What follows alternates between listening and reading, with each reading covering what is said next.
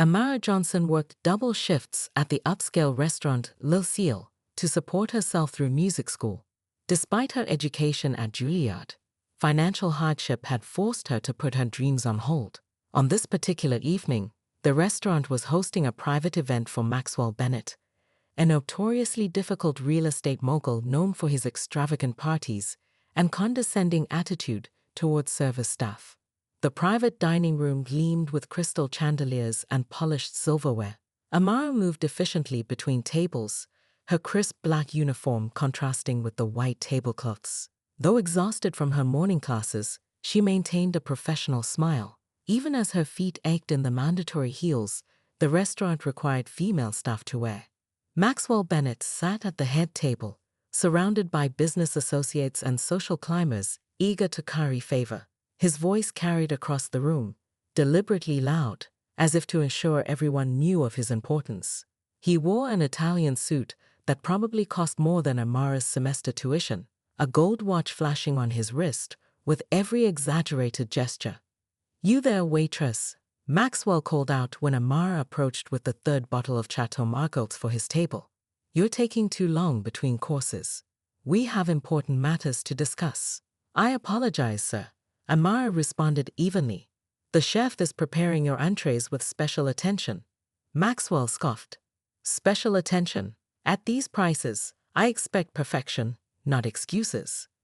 Throughout the night, he continued to single out Amara, making snide comments about her service. "Is this how they teach you to pour wine in your neighborhood?"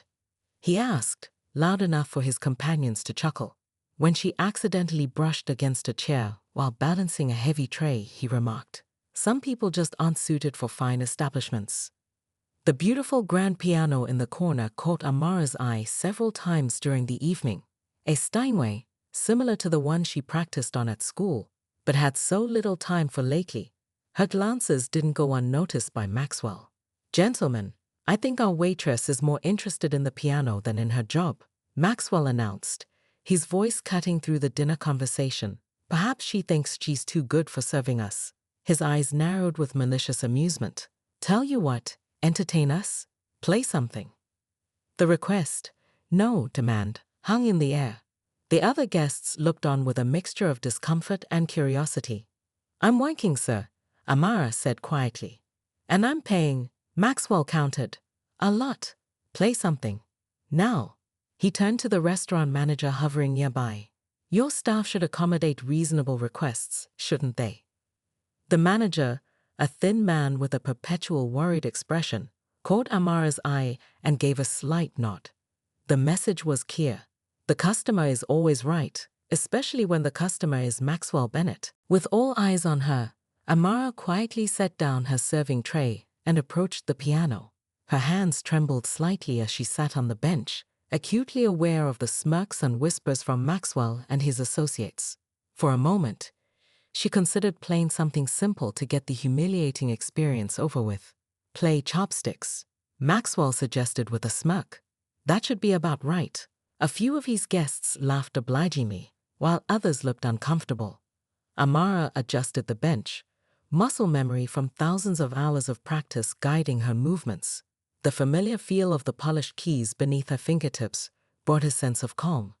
This Steinway was well maintained, its ivory warm and responsive.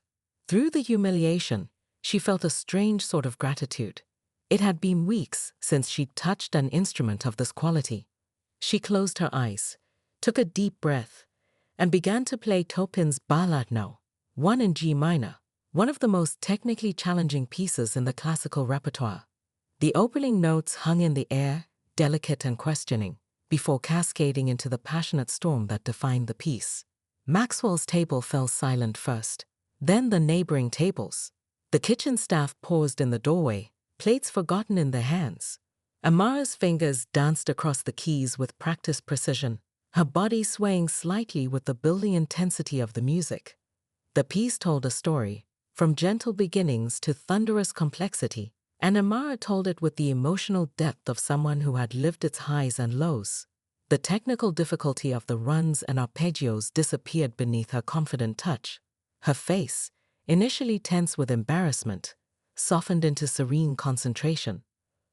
A waiter dropped a fork, the clatter jarring against the music. Amara didn't flinch, lost in the world Chopin had created and that she now inhabited. Maxwell's smug smile had long since faded, replaced by genuine astonishment. One of his guests, an older woman with silver hair and an elegant posture, leaned forward in her chair, eyes closed, a connoisseur recognizing exceptional talent. As Amara approached the final movements of the piece, her playing grew more intense, fingers flying across the keys with supernatural speed and emotional weight. The finale arrived like a thunderclap, powerful chords resolving the musical tension that had built throughout. When the last note faded, the restaurant remained completely silent. For 3 heartbeats, no one moved. Then the spell broke, and the room erupted in spontaneous applause. When Amara finished playing, the room erupted in spontaneous applause from the other diners, the kitchen staff who had gathered at the doorway, and even some of Maxwell's own guests. Maxwell himself sat stunned, his face flushed with embarrassment. One of his guests, Patricia Winters, approached Amara immediately. "That was extraordinary," Patricia said, extending her hand. "I'm Patricia Winters, director of the City Symphony Orchestra. Where did you study?" Amara straightened her server's uniform, suddenly conscious of the stark contrast between her current position and the world to which her talent belonged. "Juilliard," she answered quietly. "But I had to take a break. Financial reasons." Patricia's eyebrows rose. "And now you're here, serving tables." "Life happens," Amara said with a small shrug, though the resignation in her voice betrayed deeper disappointment. By now, other guests had gathered around the piano.